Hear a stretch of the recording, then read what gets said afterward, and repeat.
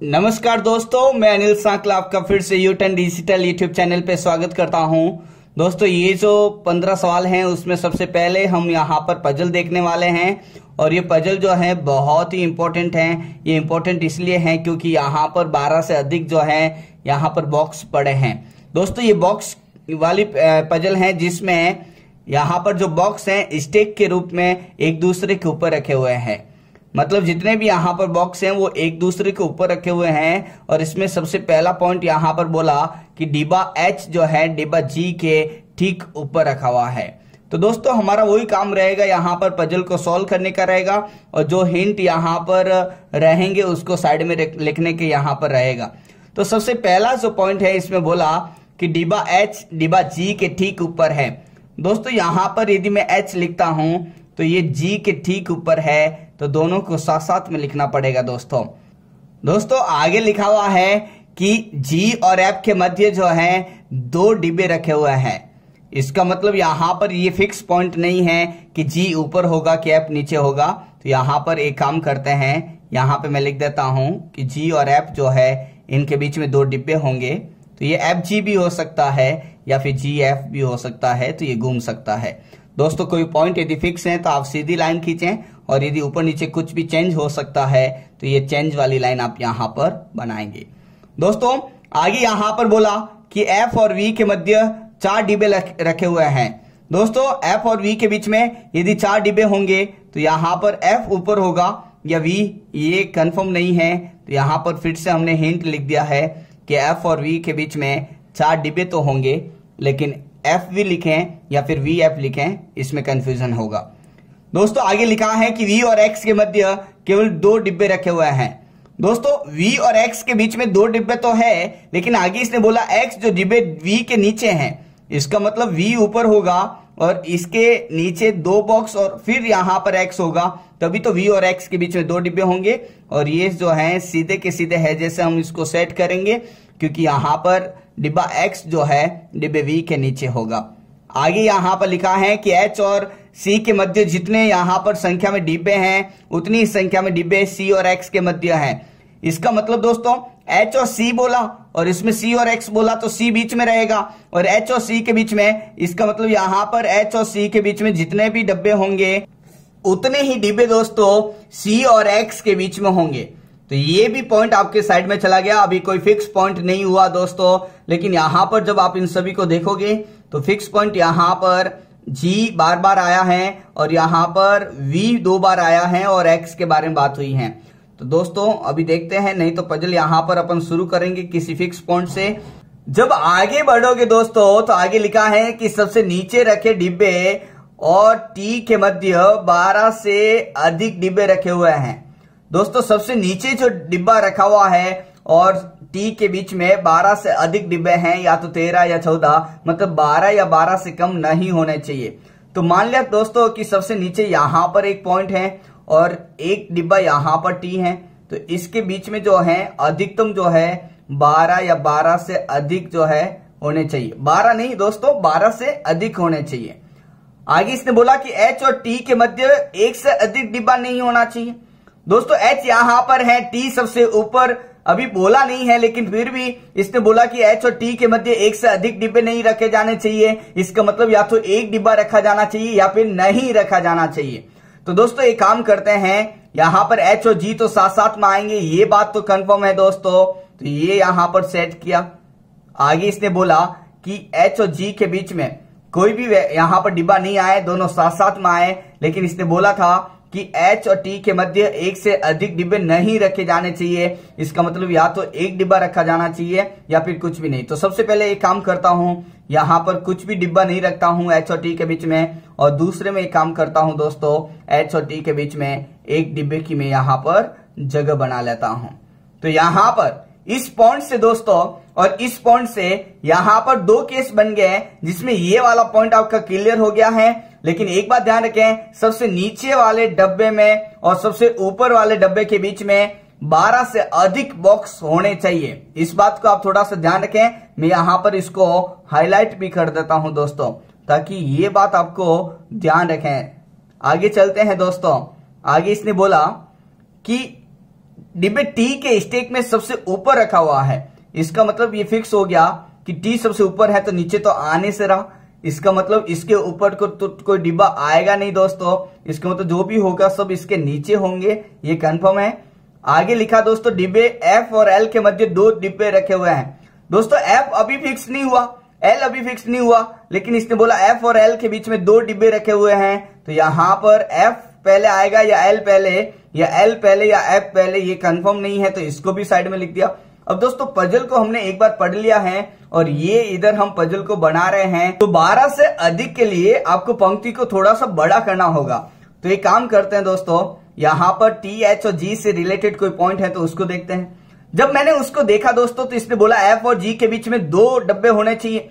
तो दोस्तों एफ और जी, तो जी यहां पर है, ऊपर टी तो एफ आएगा नहीं, तो 2 डिब्बे यहां पर बोला, तो यहां पर एक काम करता हूं, 2 जगह छोड़ लेता हूं, एक ये और एक ये, और इसके नीचे में यहां पर एफ लिख लेता हूं। दोस्तों एफ और जी के बीच में 2 डिब्बे होने चाहिए, इधर जगह नहीं है तो इधर मैं यहां पर बना लेता हूं, तो ये वाला पॉइंट भी आपका कंप्लीट हो जाता है। और ये जो है साइड में लिखा था उसको मैं खत्म करता हूं। दोस्तों आगे इसने बोला एफ और वी के बीच में 4 डब्बे हो, तो ऊपर जगह नहीं है तो 4 डिब्बे यहीं पे लिखेंगे दोस्तों, और ये 4 डिब्बे मैंने यहां पर सेट कर दिए और इधर वी आ गया। दोस्तों यहां पर यदि मैं 1 2 3 4 छोड़ के यहां पे वी लिखूंगा तो ये 2 छोड़ के इसने एक्स बोला, तो ये वी एक्स यहीं पे सेट हो जाएंगे, एफ और वी इधर ही सेट हो जाएगा, फिर सी भी इधर ही सेट हो जाएगा। तो ये पूरा पजल जो है 5-6 डब्बों में ही सीमित हो जाएगी। आपके टी और सबसे नीचे वाले डब्बे के बीच में 12 से अधिक बॉक्स हो नहीं पाएंगे। एक छोटी सी रैक बन जाएगी जिसमें 5-6 डब्बों से ही आपका ये पजल सॉल्व हो जाएगा, जो कि गलत हो जाएगा, ये वाला पॉइंट जो मैंने हाईलाइट किया। इसका मतलब एफ और वी के बीच में 4 यहां पर डिब्बे होने चाहिए, तो यहां पर मैंने 4 पॉइंट बना लिए हैं और वी यहां पर लिख लिया, ये वाला पॉइंट भी आपका खत्म हो गया। अब इसने बोला कि v और x के बीच में, ध्यान से देखें दोस्तों, v और x के बीच में 2 होने चाहिए डब्बे, तो यहां पर v है तो 1 2 x, और इसने साफ साफ बोला था कि v के नीचे ही x होना चाहिए और 2 डिब्बे छोड़ के। तो इस पजल में दोस्तों इधर यहां पर x आएगा, तो ये वाली पजल आपके सामने बन गई है। अब दोस्तों जो पॉइंट बीच में रह गए उसको देख लेते हैं। H और C के बीच में और C और X के बीच में डिब्बों की संख्या जो है वो समान होनी चाहिए। तो ये काम करते हैं, इसका मतलब C भी एकदम बीचों बीच में होगा। तो इस पजल में दोस्तों यहाँ पे H और C के बीच में कितने डिब्बे रखे हैं, 1 G, उसके बाद में 2 खाली जगह, देन वो 3 4 5 6 7 8 9 10 11। यदि 11 यहाँ पर H और C के बीच में है दोस्तों, तो एक तो C होगा, इधर 5 और इधर 5 एकदम बीच में होगा, तो इसका मतलब 5 छोड़ के C होना चाहिए। तो x यहां पर 1 2 3 4 5, देन यहां पर दोस्तों c आएगा, ये कंफर्म हो गया। आगे चलते हैं, यहां पर h और c x के बीच में कितने हैं, तो ध्यान से देखोगे 1 2 3 4 5 6 7 8 9 10 11, तो इधर भी 5 छोड़ के 1 2 3 4 5, तो ये c होगा। तो दोस्तों आपके सामने 2 पजल साथ में बनती जा रही हैं और ये वाला पॉइंट भी खत्म हो गया।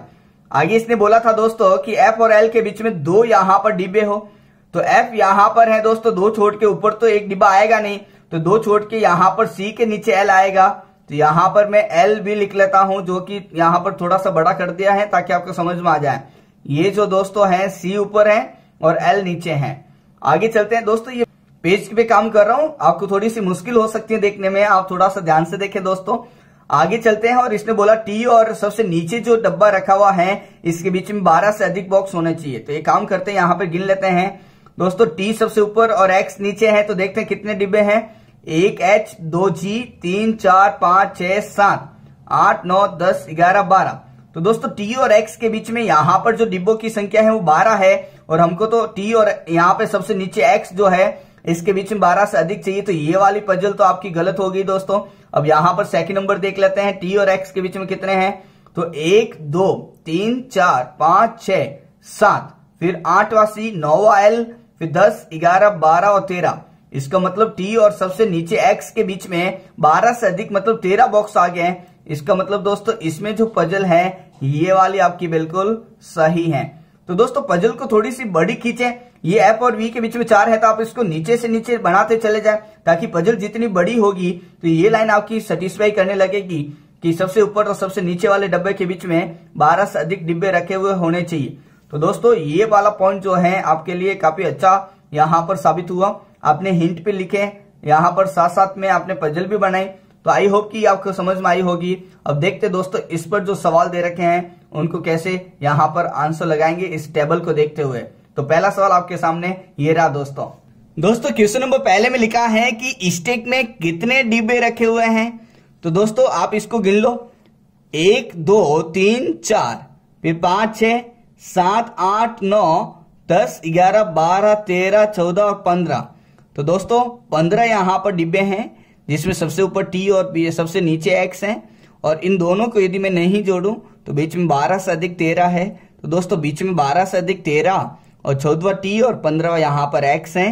तो यहाँ पर जो पहले का आंसर आया है 15 है और यहाँ पर किसी विकल्प में नहीं लिखा है दोस्तों, इसलिए आंसर जो होगा इनमें से कोई नहीं, ई आप इस पहले में आंसर लगाएंगे दोस्तों। आगे चलते हैं। आगे क्वेश्चन नंबर सेकंड में लिखा हुआ है निम्नलिखित में से डिब्बे सी के ठीक नीचे कौन सा डिब्बा रखा हुआ है। तो दोस्तों सी यहां पर है, इसके नीचे जो डिब्बा रखा हुआ है तुरंत नीचे वो एल है दोस्तों। तो सेकंड का जो आंसर होगा वो डी विकल्प होगा। दोस्तों क्वेश्चन नंबर थर्ड में लिखा है कि वी और एच के मध्य कितने डिब्बे रखे हुए हैं। तो दोस्तों वी जो है यहां पर है और एच जो है यहां पर है। इनके बीच में कितने डब्बे हैं, तो एक जी, इसके नीचे ये 2, देन यहां पर 3 हो गए, ये चौथा, ये 5वां, छठा, 7वां और 8 है दोस्तों। इसका मतलब यहां पर एच और वी के बीच में 8 डिब्बे रखे हुए हैं। तो यहां पर जो आंसर होगा वो 7 से अधिक होगा दोस्तों। क्वेश्चन नंबर थर्ड का आंसर होगा डी। दोस्तों क्वेश्चन नंबर फोर्थ में लिखा है कि यदि डिब्बे डी को डिब्बे जी के ठीक नीचे रखा जाए। दोस्तों यहां पर डिब्बे डी को जी के ठीक नीचे बोला है, तो यहां पर रखना पड़ेगा। इस जगह पर यदि आप डी लिखोगे तो मैं यहां पर लिख भी लेता हूं दोस्तों, ये डी हो गया। अब इसने बोला तो टी और डी के मध्य कितने डिब्बे रखे गए होंगे। तो दोस्तों यहां पर टी है और यहां पर डी है, तो इनके बीच में जो है एक ये वाला, एक एच और एक जी, 3 डिब्बे रखे जाएंगे। यदि डी को जी के ठीक नीचे यहां पर रखे जाए तो टी और डी के बीच में कितने होंगे, तो एच जी तो है और एक यहां पर जिसका नाम नहीं मालूम, तो 3 होंगे दोस्तों। तो चौथे का जो आपका आंसर हुआ वो सी विकल्प हुआ। आगे लिखा है दोस्तों कि निम्नलिखित में से कौन सा डिब्बा स्टेक में सबसे नीचे रखा हुआ है। तो दोस्तों सबसे ऊपर तो टी है, लेकिन सबसे नीचे जब आप देखोगे तो एक्स मिलेगा। तो क्वेश्चन नंबर 5 का जो आंसर होगा वो ई विकल्प होगा। तो दोस्तों ये पजल बहुत ही इंपॉर्टेंट थी, आपने देखा, इस पर आधारित हमने 5 सवाल भी किए। अब देखते हैं दोस्तों क्वेश्चन नंबर 6। दोस्तों क्वेश्चन नंबर 6 जो है यहां पर आपके सामने एक कोडिंग डिकोडिंग का है, जिसमें आपके पास में 4 सेंटेंस दे रखे हैं। इन चारों को आपको सॉल्व करना है और आगे के दिए गए 5 सवालों का आंसर देना है। दोस्तों इस सवाल में हमने आपको बता रखा है कि आप कॉमन देखेंगे और कॉमन देखने के बाद में आप यहां पर देखेंगे कि इधर जो है लेफ्ट हैंड साइड में जो लिखा हुआ है उधर कॉमन क्या है उसका। तो दोस्तों सबसे पहले यहां पर अटैक लिखा हुआ है। दोस्तों जब आप इस अटैक को देखोगे तो ये पहले सेंटेंस में लिखा हुआ है यहां पर, और यहां पर तीसरे सेंटेंस में लिखा हुआ है, और पहले और तीसरे सेंटेंस में लेफ्ट हैंड साइड जो है और कुछ भी कॉमन नहीं है। तो दोस्तों इधर अटैक है और इधर अटैक है, तो इधर पहले और तीसरे सेंटेंस में क्या कॉमन है, तो ध्यान से देखोगे दोस्तों तो यहां पर XZ कॉमन नहीं है, MT कॉमन है। इसका मतलब अटैक का जो कोड होगा वो MT होगा दोस्तों। तो यहां पर जो है अटैक का कोड मैं लिख देता हूं दोस्तों, आपको भी ऐसे ही करना। और अटैक का जो कोड आया वो MT मिला है दोस्तों। आगे जब आप देखोगे ध्यान से तो यहां पे प्रॉक्सी है, इधर प्रॉक्सी है और किसी में कॉमन नहीं है प्रॉक्सी। तो पहले और दूसरे सेंटेंस से आप प्रॉक्सी का कोड आप निकाल पाओगे, और इधर प्रॉक्सी कॉमन है तो पहले और दूसरे में दोस्तों जब आप ध्यान से देखोगे तो QY यहां पर कॉमन होगा। तो दोस्तों आपने जो है प्रॉक्सी का कोड भी निकाल दिया है, और इसका यदि पूछे तो आपका आंसर QY होगा। दोस्तों पहले सेंटेंस में अटैक और प्रॉक्सी का कोड आपने निकाल दिया है। अब बचा है डाउन, और जो डाउन का है इधर क्या बचा XZ। तो इसका डाउन का जो आपका आंसर आया है दोस्तों वो XZ यहां पर मिलेगा। आगे चलते हैं। आगे पहला सेंटेंस खत्म, अब दूसरे सेंटेंस में डेज एंड फैसिलिटी बचा है। दोस्तों डेज यहां पर दूसरे और चौथे सेंटेंस में है, तो पहले डेज को हम यहां पर निकालेंगे। इधर दूसरे और चौथे में डेज कॉमन है, तो इधर दूसरे और चौथे में HJ कॉमन है दोस्तों। यदि आपको डेज का कोड पूछे तो आपका जो आंसर होगा वो HJ होगा। आगे चलेंगे तो दूसरे सेंटेंस में जो बच गया वो फैसिलिटी है। देन यहां पर फैसिलिटी का जो कोड आया है दोस्तों वो जो बच गया इधर BX है। तो यहां पर ये वाला पॉइंट भी आपका कंप्लीट हो गया। आपका पहला और दूसरा सेंटेंस पूरा यहां पर कंप्लीट हो गया। अब दोस्तों यहां पर तीसरा और चौथे को देखते हैं। दोस्तों जब आपने पहले में डाउन देखा और यहां पर डाउन का जो आंसर XZ निकाला तो यहां पर भी दोस्तों डाउन का XZ खत्म हो गया था। तो चौथे यहां पर सेंटेंस में इंक्वायरी बचा और इंक्वायरी का जो कोड बचा है यहां पर लिख देता हूं दोस्तों। इधर इंक्वायरी है तो उधर जो है IY होगा। तो ये वाला पॉइंट आपका खत्म हो गया। ये आपका लास्ट सेंटेंस खत्म हो गया। अब यहां पर तीसरा बचा। दोस्तों जब आप तीसरे को ध्यान से पढ़ोगे तो यहां पर पोस्ट है और पोस्ट कहीं पर भी और नहीं लिखा हुआ है और स्ट्रेंथ और कहीं पर भी नहीं है। तो इधर पोस्ट और स्ट्रेंथ में आइदर और का केस बनेगा। डाउटफुल केस होगा कि LM होगा कि GJ होगा। तो यहां पर हम साथ साथ में लिखेंगे कि इसमें यदि पोस्ट का पूछें या फिर स्ट्रेंथ का पूछें तो इन दोनों में जो है आइदर और यहां पर बनेगा। कुछ फिक्स नहीं है कि LM होगा या GJ होगा। तो दोस्तों पोस्ट स्ट्रेंथ का यदि पूछें तो हम कहेंगे या तो LM होगा या फिर GJ होगा। तो दोस्तों हमने इस इंफॉर्मेशन में से जो फिक्स पॉइंट थी उसको हमने निकाल दिया और जो फिक्स पॉइंट नहीं है उसमें हमने आइदर और का केस बना लिया है। अब दोस्तों इस इंफॉर्मेशन जो हमने निकाली है इसको देखते हुए आगे के 5 सवाल करेंगे, जिसमें 6th नंबर सवाल आपके सामने ये रहा दोस्तों क्वेश्चन नंबर 6 में लिखा है कि फैसिलिटी के लिए कौन सा यहां पर कोड का इस्तेमाल किया गया।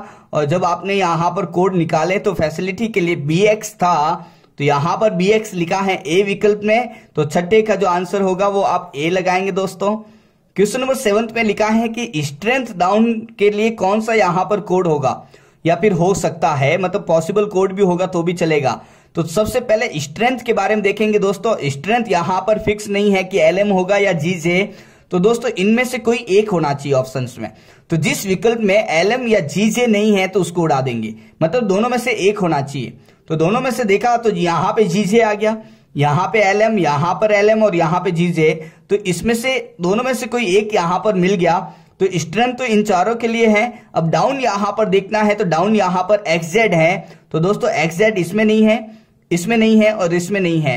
इसका मतलब स्ट्रेंथ के लिए यहां पर पॉसिबल कोड LM हो सकता है और डाउन के लिए कंफर्म है कि XZ। तो 7वें का आंसर B जो है आप लगाएंगे दोस्तों।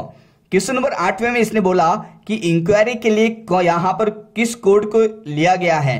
तो इंक्वायरी यहां पर लिखा हुआ है दोस्तों यहां, और यहां पर IY लिखा है। तो 8वें का B विकल्प आपका बिल्कुल सही। सबसे इंपॉर्टेंट है कि कोडिंग जो आपको दे रखे हैं उसको समझकर आप सबसे पहले जितने भी वर्ड्स हैं उसका कोड निकाल दें और उसके बाद में 500 सवालों का आंसर दे दें। ये आपके लिए टाइम सेविंग कॉन्सेप्ट होगा दोस्तों। अब देखते हैं क्वेश्चन नंबर 9th और 10th। तो दोस्तों क्वेश्चन नंबर 9th में लिखा है कि XZ जो है किसके लिए यहां पर आया है। तो दोस्तों आपने जब इसको सॉल्व किया तो आपके सामने ये लिखा हुआ है आंसर। इसमें XZ जो है डाउन के लिए आया है। तो दोस्तों यहां पर 9th का जो आंसर होगा वो C विकल्प होगा दोस्तों। क्वेश्चन नंबर 10th में लिखा है कि प्रॉक्सी के लिए यहां पर किस कोड को यहां पर इस्तेमाल किया। तो दोस्तों प्रॉक्सी यहां पर लिखा हुआ है 2nd नंबर पे और यहां पर QY है। तो दोस्तों 10th का आंसर A विकल्प होगा। तो दोस्तों ये आपको अच्छी तरह से समझ में आया होगा। बहुत ही आसान, बहुत ही सिंपल। तो ये 10 सवाल आपके सिंपली हो गए हैं। अब आगे बढ़ते हैं क्वेश्चन नंबर 11th दोस्तों यहां पर क्वेश्चन 11 से 13 के लिए एक पजल दे रखी है। तो पहले इस पजल को हम सॉल्व करेंगे और उसके बाद में हम यहां पर तीनों सवालों का आंसर देंगे। तो दोस्तों सबसे पहले यहां पर पजल में बोला गया है कि 8 व्यक्ति एक वर्ताकार मैच के चारों ओर इस प्रकार बैठे हैं कि कुछ लोगों का यहां पर चेहरा केंद्र की ओर है और कुछ लोगों का यहां पर चेहरा केंद्र से बाहर की ओर है। तो दोस्तों ये वर्ताकार यहां पर टेबल की बात हुई जिसमें some are facing towards the centre and some are facing outward the centre. तो दोस्तों यहां पर इस पजल को सॉल्व करते हैं और सबसे पहला जो पॉइंट है इसमें DE के दाएं से दूसरे स्थान पर बैठा है जो केंद्र की ओर उन्मुख है। दोस्तों यहां पर जो आया है वो E के लिए आया है और E का चेहरा जो है केंद्र की तरफ है। तो 8 व्यक्ति एक वर्ताकार टेबल में, कुछ लोगों का चेहरा बाहर की तरफ, कुछ लोगों का चेहरा अंदर है। तो यहां पर मैं एक वर्ताकार टेबल बना लेता हूं। दोस्तों यहां पर एक वर्ताकार टेबल मैंने बनाई है जिसमें मैंने 8 यहां पर सीटिंग रखी है। अब दोस्तों यहां पर बोला था कि E का चेहरा केंद्र की तरफ है, तो यहाँ पर मैं ई लिख लेता हूं और इसमें जो चेहरा है दोस्तों अंदर की तरफ यहाँ पर बता देता हूं। दोस्तों ई का चेहरा मैंने अंदर बताया और इसने बोला कि इसके दाहिनी ओर जो है दूसरे स्थान पर डी बैठा है। तो दोस्तों ई यहाँ पर है, इसका मुंह अंदर है, तो ये इसका लेफ्ट हुआ और ये इसका राइट हुआ, और इसके दाहिनी ओर मतलब राइट में दूसरे स्थान पर डी बैठा है, तो एक छोड़ के यहाँ पर डी बैठा दूंगा। दोस्तों यहाँ पर ई का चेहरा आ गया, डी यहाँ पर बैठ गया। डी का चेहरा अभी मालूम नहीं है कि अंदर है कि बाहर, लेकिन दोस्तों यहाँ पर ये वाला पॉइंट तो खत्म हो गया। अब आगे चलते हैं और आगे इसने बोला कि बी जो है डी के बाएं से तीसरे स्थान पर बैठा है। दोस्तों डी के बाएं, और डी का चेहरा यहाँ पर बताया नहीं है कि अंदर है या बाहर, तो यहाँ पर डी से जो पॉइंट शुरू हुआ यहाँ पर बी का, तो दो केस यहाँ पर बनाने पड़ेंगे। तो दोस्तों एक और यहाँ पर पजल मैंने बनाई है जिसमें 8 व्यक्ति बैठा दिए। यहाँ पर दोस्तों ई का चेहरा फिक्स था अंदर की तरफ, तो ये ई बैठ गया था और ई बैठने से इसके दाहिनी और दूसरे स्थान पर डी बैठ गया था। लेकिन दो केस इसलिए लिए क्योंकि बी डी के बाएं हैं। दोस्तों अगर इसमें डी का चेहरा मैं बार करता हूं तो ये बार चेहरे की वजह से इधर लेफ्ट हो जाता है और इधर राइट, और डी के बाईं ओर मतलब इधर, तीसरा मतलब 2 छोड़ के, तो इस केस में बी इधर बैठेगा। और यदि डी का चेहरा एक बार अंदर बता देता हूं तो ये बाया होगा, और इस बाईं और इधर जो है 2 छोड़ के तीसरे स्थान पर बी इधर बैठेगा। तो दोस्तों पहले यहां पर सेंटेंस में एक ही यहां पर केस बनाया, लेकिन दूसरे सेंटेंस से यहां पर 2 केस बन गए और दोनों ही पॉसिबल केस यहां पर बने हैं। दोस्तों आगे यहां पर चलेंगे तो इसने बोला कि सी एफ के विपरीत स्थान पर बैठा है। इसका मतलब ये कंफर्म है दोस्तों कि सी और एफ जो है दोनों आमने सामने बैठे हैं। तो दोस्तों सी और एफ जो है इधर नहीं बैठ सकते हैं क्योंकि यहाँ पर ई आमने सामने आ जाएगा। इधर डी है तो सी और एफ आमने सामने नहीं, और बी है तो इधर नहीं।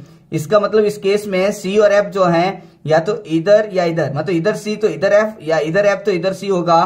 तो यहाँ पर डाउटफुल केस हो गया, तो यहाँ पर मैं छोटा सा लिखता हूं, या तो सी होगा या एफ होगा। यदि सी इधर हुआ तो एफ इधर होगा, और यदि एफ इधर हुआ तो सी इधर होगा। ये यहाँ पर फिक्स नहीं हुआ।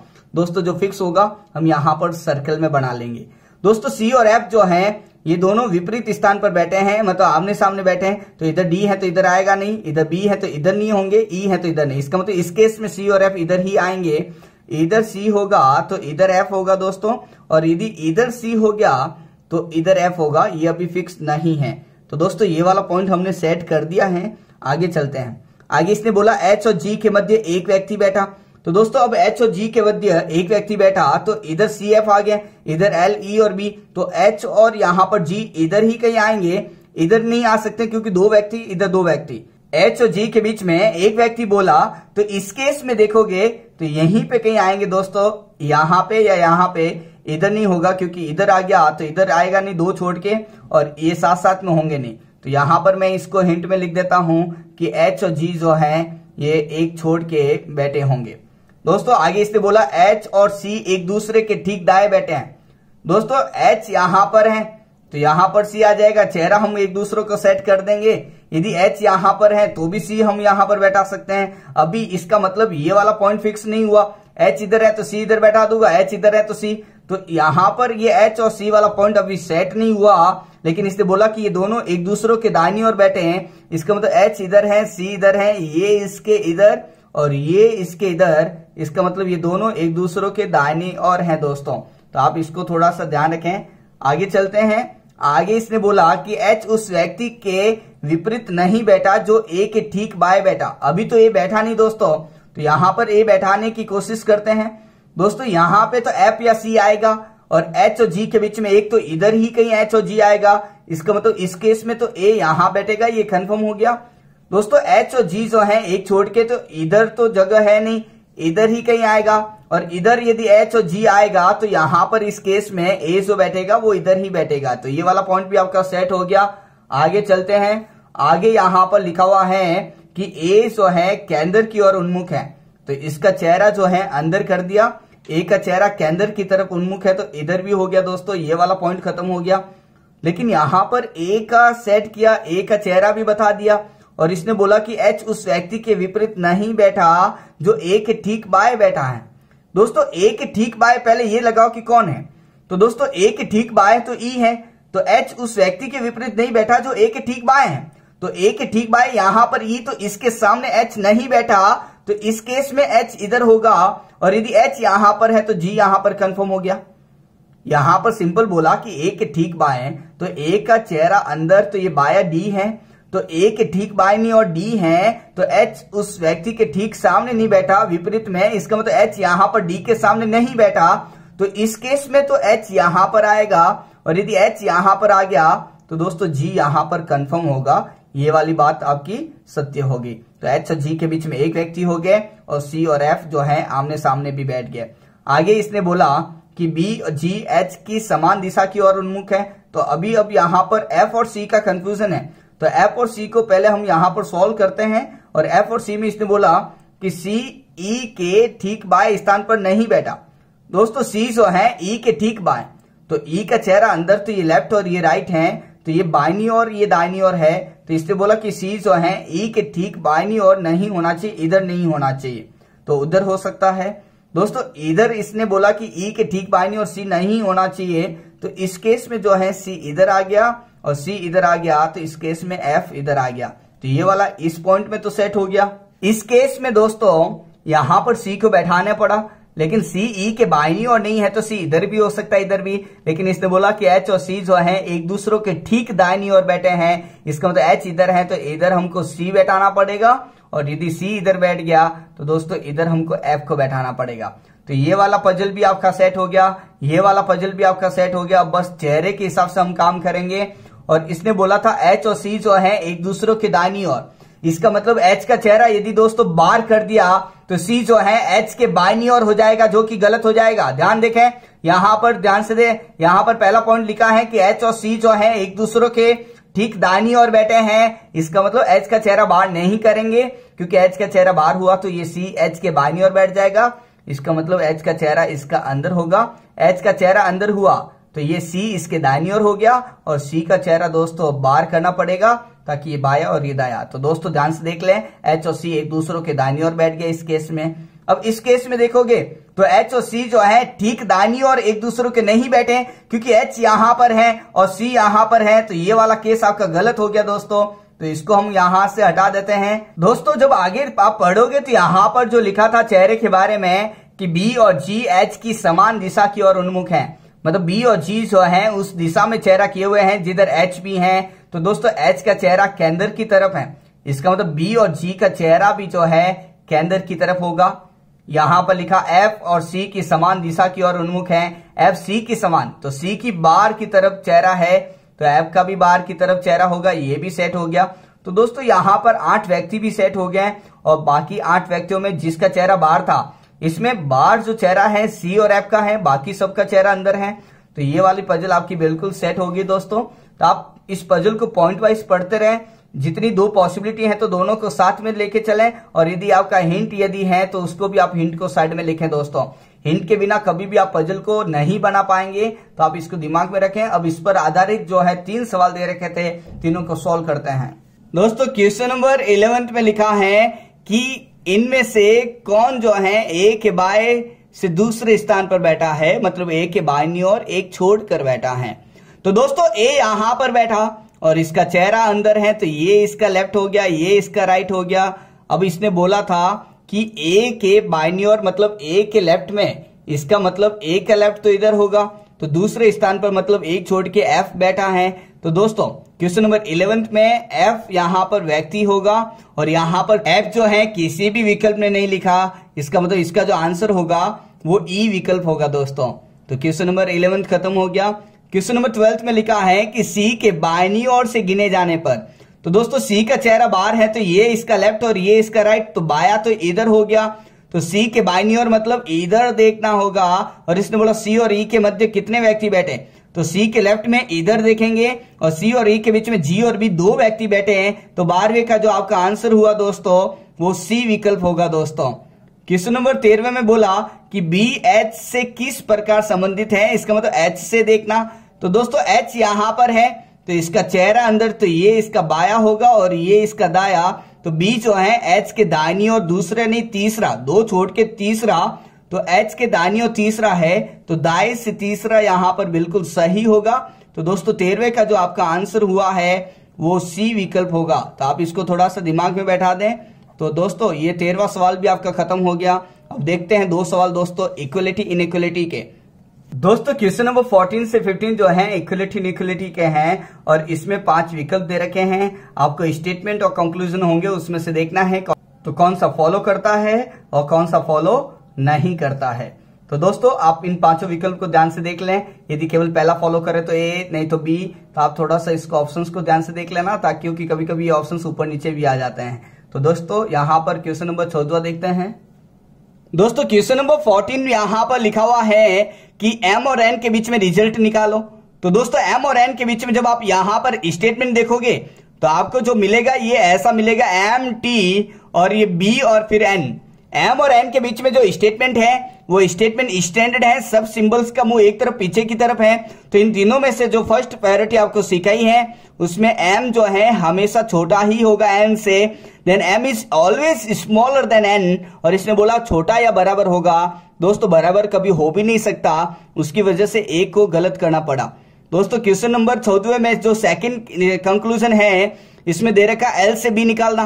तो दोस्तों यहां पर L से B में जब आप देखोगे तो यहां पर B N फिर R फिर Y फिर यहां पर P और फिर L है, लेकिन दोस्तों यहां पे L B है और इधर B L है। तो दोस्तों सबसे पहले ये काम करो, ये B की तरफ ये दोनों अंगुलियां है, इसका मतलब ये L छोटा है B से, इसका मतलब B बड़ा है L से। तो आप सबसे पहले इसको ऐसे लिख लो। अब देखो कि B और L के बीच में स्टेटमेंट कैसा है, सभी सिंबल का मुंह एक तरफ। तो आपको बताया कि इन सभी सिंबल में से 1, 2 और 3 में से फर्स्ट प्रायोरिटी इसको मिलती है, नहीं तो सेकंड इसको, नहीं तो थर्ड इसको। तो B जो है वो L से बड़ा ही होगा, B is always greater than L, और यहाँ पर B बड़ा ही है L से, और यहाँ पर ध्यान से देखोगे तो B बड़ा ही दिखेगा L से। इसका मतलब आपका 14 का जो आंसर होगा वो सेकंड यहाँ पर कंक्लूजन बिल्कुल फॉलो करेगा। अब देखते हैं क्वेश्चन नंबर 15। दोस्तों क्वेश्चन नंबर 15 में आपके पास में स्टेटमेंट और 2 कंक्लूजन फिर से हैं। K और X के बीच में रिजल्ट निकालना है। जब K और X के बीच में आप देखोगे तो आपको पहली बार तो ऐसा दिखेगा, और यहां पर बीच में देखोगे तो बार बार जो है 2 साइन का इस्तेमाल हुआ, greater than, equals to and equals to. आपको बताया कि जब सभी सिंबल्स का मुंह एक तरफ होता है तो इन तीनों साइन में से पैरिटी वाइज काम करते, और यदि ये होता है तो पहले इसको लगाएं, जो कि यहां पर नहीं दिखा। तो अब दोस्तों सेकंड पैरिटी वाइज इसका आंसर लगेगा। इसका मतलब K जो है वो बड़ा या बराबर होगा X से, ये इसका डेफिनेट राइट आंसर है। तो 15 में पहला कंक्लूजन फॉलो करेगा। अब सेकंड देखते हैं। सेकंड में W से V के बीच में रिजल्ट निकालना है। तो दोस्तों फिर से यहां पर बता दूं कि V आगे लिखा है, W पीछे, तो पहले इसको लिख लें यहां पर V E M और X फिर W। दोस्तों W बड़ा है V से या फिर V छोटा है W से, इसको ऐसे भी लिख सकते हैं। अब यहां पर V लिखा है, यहां पे W, और इसके बीच में जो सिंबल आए एक आगे की तरफ और एक पीछे की तरफ, जब ऐसी सिचुएशन बनती है तो वो अनसर्टेन होता है, और जो अनसर्टेन है वो सही हो भी सकता है और नहीं भी। इसका मतलब सेकंड जो है फॉलो करेगा या नहीं करेगा, ये डाउटफुल केस है, और जो डाउटफुल केस है उसको हम कंफर्म नहीं कर पाएंगे। तो दोस्तों 15वें में जो है आपका पहला कंक्लूजन सही हुआ है। तो 14वें में आपका सेकंड सही करेंगे और 15वें में आप पहला सही करेंगे।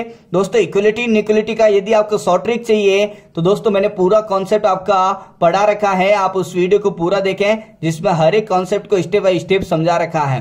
दोस्तों आई होप कि आपको समझ में आया होगा। इस वीडियो को अपने सभी दोस्तों के साथ में शेयर करें। Thank you so much.